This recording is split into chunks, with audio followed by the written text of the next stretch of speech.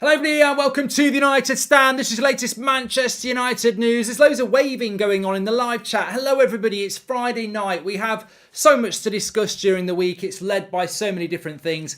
But I've really been looking forward to the show tonight. Friday night, we always like to get a lot of your questions in. I'm going to give away some memberships as well. Party atmosphere on a Friday night, that's what it's all about. We are going to hit the first topic of time that Erik ten Hag wants. How much time should he have? How much time will he get? And a very, very, very, very clever comment by Ten Hag, whether he meant it or not. It always reminds me of Ranić in the sense that you say one thing, you answer a question, but there's an undercurrent of really calling out the board and their incompetence, which I don't think Ten Hag is saying that his employers are incompetent, but actually he is sort of saying that because if we had a decent board, it wouldn't take as much time. So we'll delve into that as well. Lots to get into. Let's pump it up. Hit it. You've got to pump it up. Come on, Friday night, let's do it. I want lots of good questions tonight. There's no such thing as a bad question, unless Zayn Miasi's asking one. But let's get into it. So look, I want to get the questions in tonight, but there's a few things I want to talk about as well. I saw Scholesy describing Anthony as a one-trick pony. Now, let's just be fair to Scholes. He was saying that Sancho was bad as well, so we can't really go down the whole targeting, you know, it's always the foreign players that criticised. However, Jadon Sancho has been here for over a year. Anthony's barely been here 6 weeks. So what are your thoughts about that? I think it's a little bit unfair, but I also think that ex-players don't watch the amount of football that you do. And I think some of the things he said about Anthony are inaccurate, although it has happened in a United shirt. I think he's probably not seen him play for Ajax in relation to some of the things that he said. So we'll delve into that as well. But let's start off with, obviously, if you've watched the press conference this afternoon, you'll know that Erik ten Hag has said that intensity, physicality, mentality, sustainability, consistency, all these things are going to take time, not weeks, months. So that sort of leads to the question of Erik ten Hag being very, very clever, actually. Not lowering standards, but I think setting expectations realistically that when he took the job in pre-season, we were playing this 70% possession, and everyone thought this is Ten Hag ball, it's just going to happen. Goldbridge in, Southgate out, says Jag. Thank you. And it's not realistic. We played Brighton, we played Brentford, and it was down to earth with a bump because Premier League teams aren't pre-season friendlies, and we couldn't dictate the possession the way we did in pre-season, and it's going to take time. I mean, Ben Foster was on with us a couple of weeks ago, wasn't he? And he said, I think it's going to be next season before you start to see United dominating teams with possession. So Erik ten Hag sort of going along with that, saying it's going to be months instead of weeks. And how long do you get as a Man United manager, and how long you should get? But I just want to underpin this by saying that by Ten Hag saying it's going to take months to get the team playing with the intensity and consistency that he wants, and I mean, he didn't actually highlight the style he wants. He's talking about the intensity. I mean, that could just be step one. Step one is getting the players to actually be consistent, put the effort in. Step two is then to get them playing the way he wants. So they may go hand in hand, they may not. The style of play may come before the intensity and consistency. You don't know.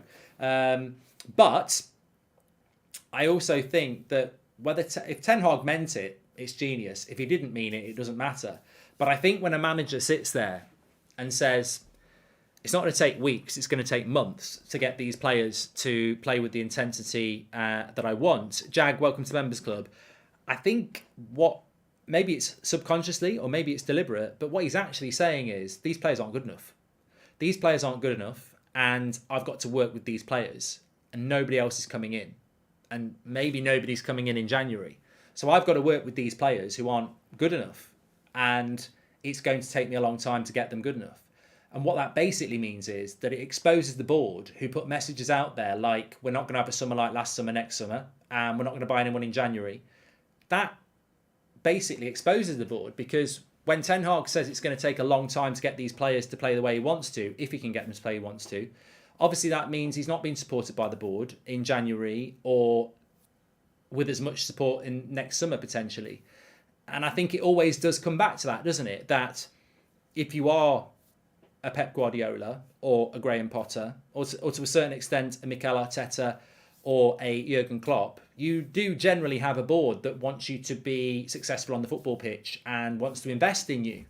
And obviously Erik ten Hag doesn't have that. Now people go, oh, you've just spent 200 million, but we need to spend about 800 million just to start competing again. I completely fall out and disrespect these rival fans who come in and say, you can't say he's not been backed when he's had 200 million. Well, I can, and I just did. And I meant it, because 200 million pounds is just a number.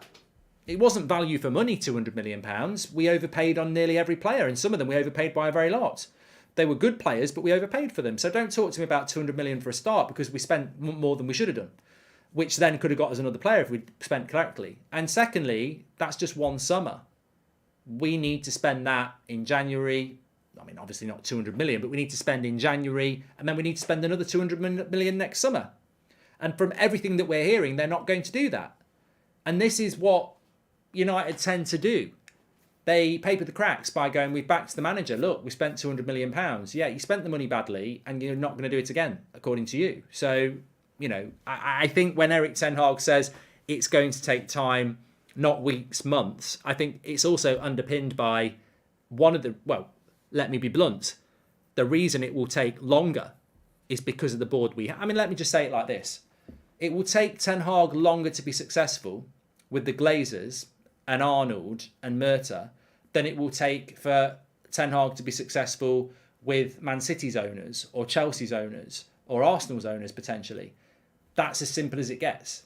I don't need to delve into it. I don't need to try and explain it. I am telling you, in my opinion, when people say how long will Ten Hag need, if it will take him 4 years under the Glazers, it'll probably take him 2 years at Man City. It'll probably take him 2.5 years at Chelsea, because they will back him. And from what we're hearing, this board won't back him. So he will have to work with players he ideally wouldn't want to work with. And the best example is always Pep Guardiola. He buys a right back, not quite. Gets another right back, nearly, but not quite right. Get me another one. Yeah, that's right. Pep Goldilocks, isn't it? Ooh, that porridge is a little bit too cold. Ooh, that porridge is a little bit too hot. Ooh, that porridge is just right. 3 right backs. So, and I don't criticise that, because you can buy a player and go, he's not what I thought. But they won't even buy Ten Hag a right back. We've got one. His name's Delo. So, yeah, look, I'm not expecting Manchester United to be run like Man City, but it would be nice if we were run like a club that really wants to